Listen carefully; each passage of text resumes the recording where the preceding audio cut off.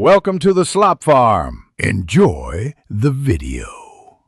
You begin by locking down the fundamentals. Choose one clear niche and audience, then decide frequency, for example, 2x per week.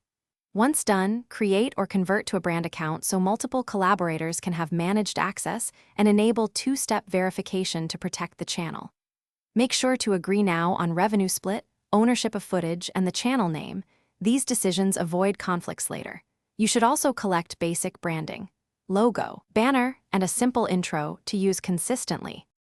Now you construct repeatable systems so production scales. Set a content calendar and plan episodes in batches. Once planned, script and block shoots to save time. Make a shared drive with clear file naming, yimmed project V1, and keep a single master edit.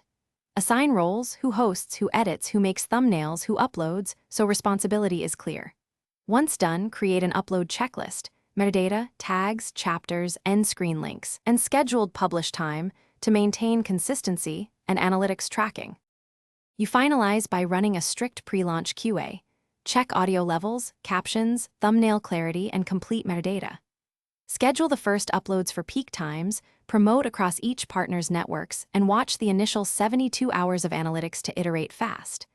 If something goes wrong, missing uploads, access issues, or partner disputes, stop new uploads, restore from backups, and revert to the written agreement you made earlier. Make sure to revoke compromised access immediately.